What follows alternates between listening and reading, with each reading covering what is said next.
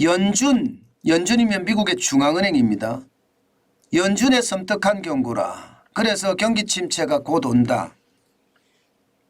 이게 여러분 사실일까요? 사실일 가능성이 굉장히 높습니다. 여러분 이거 한번 보세요. 예. 실리콘밸리 은행의 사태 후에 미국 상업은행의 대출 감소율입니다. 마이너스 0.77%예요. 뭐 마이너스 0.77%가 줄어들었다고 이게 경기 침체가 되느냐 이렇게 이야기할 수는 있을 겁니다. 그런데 여러분 그 금액을 보면 단순하게 이렇게 말하기가 힘듭니다. 왜냐 하면 말입니다. 보세요. 예, 실리콘밸리 은행이 파산했을 때가 3월 10일경이었습니다. 예, 그러면 3월 15일에 미국 상업은행의 대출이 12조 1698억 달러였습니다. 그런데 4월 5일 현재입니다. 12조 755억 달러입니다. 그러면 줄어드는 것은 0.77%가 줄어들었지만 금액으로 따져보면요. 943억 달러가 줄어드는 수치입니다. 943억 달러요. 적지 않죠. 943억 달러만 우리 돈으로 따지면 125조입니다. 절대로 적은 금액이 아닙니다. 다시 말해서 대출을 줄인다는 것은요. 시장에 돈을 덜 푼다는 이야기인데 시장에 돈을 덜 풀게 되면 어떻게 됩니까? 소비가 꼬꾸라질 수가 있습니다. 게다가 말입니다. 이 대출만 줄인 게 아니에요. 대출만 줄인 게 아니라 대출 회수도 생각보다 빨라지고 있다는 게 미국의 중앙은행인 연방준비제도의 이야기입니다. 제가 여러분들에게 계속 말씀을 드렸던 거하고 지금 똑같은 일이 벌어지고 그런 보고서가 나온 거죠.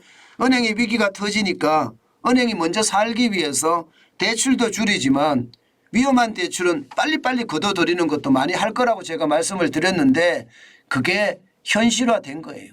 현실화. 예. 이렇게 되면 여러분 소비는 굉장히 줄어들 수밖에 없는 게 현실이 됩니다.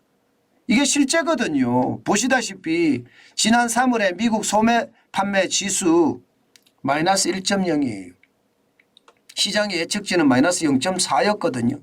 2월 달에 마이너스 0.4를 기록을 했으니까 3월 달에도 마이너스 0.4를 기록할 거다 했는데 시장의 뚜껑을 열어보니까 마이너스 1.0까지 떨어졌습니다. 그러면 지난 1월에는 3.0까지 소매 판매가 일시적으로 확 늘었다고 이야기하지만 작년 11월, 12월 마이너스 1.0, 마이너스 1.1까지 떨어졌었거든요. 그러면 전체적으로는 흐름 자체가 소비가 줄어든다. 이렇게 이야기할 수가 있습니다.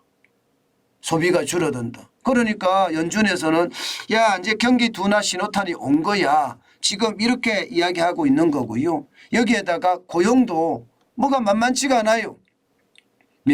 지난 1월에 47만 2천 명 이게 원래 57만 3천 명까지 나왔었는데요. 괴물 수치라고 이야기를 했는데 수정이 됐습니다.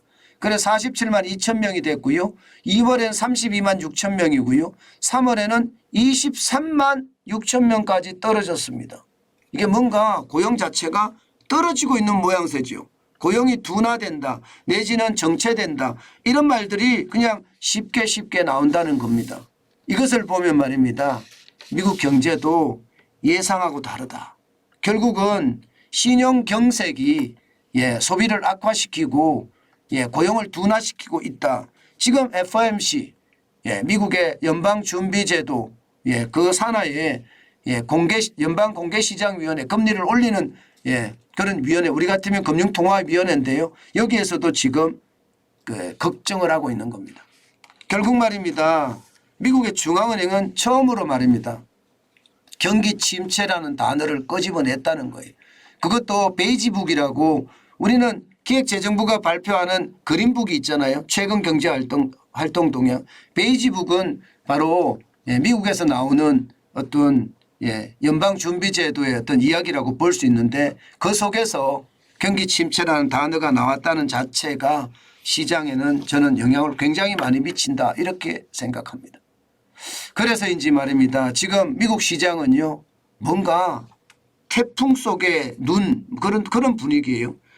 태풍이 어마어마한 태풍이 오는데 아는 고요한 그런 모양새를 지금 나타내고 있습니다. 보시는 것처럼 S&P 500 지수는 떨어지긴 떨어졌습니다. 그러나 0.6이 떨어졌고요. 24.73이 빠져서 4129.79로 마감했습니다. S&P 500이 대형주 중심이잖아요. 블루칩 중심의 어떤 다우산업지수도 0.33% 떨어졌고요. 110.39가 빠져서 33,786.62를 기록을 하고 있습니다. 예.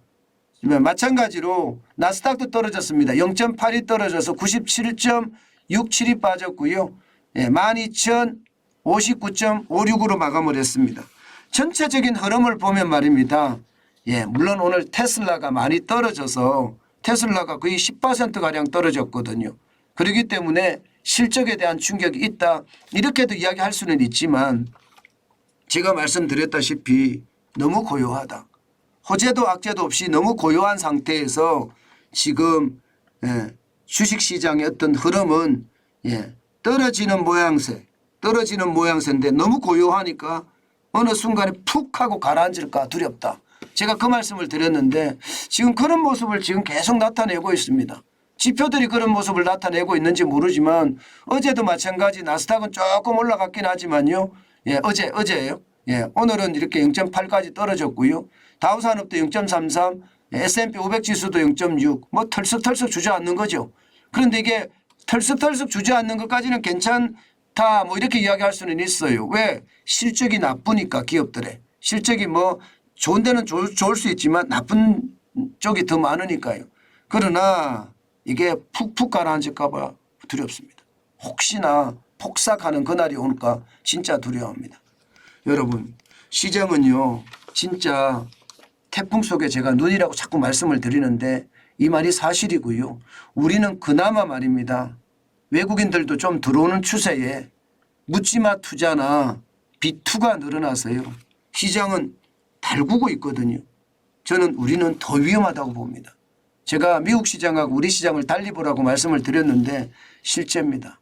그래서 여러분 시장은 지금 그 어느 때보다 이게 충격이 시장을 무너뜨릴 수도 있다 이런 생각을 제가 하거든요. 그렇기 때문에 조심하시고 또 조심하셔야 되는 거 잊지 말았으면 좋겠습니다. 시장의 변화는 계속 있을 거예요.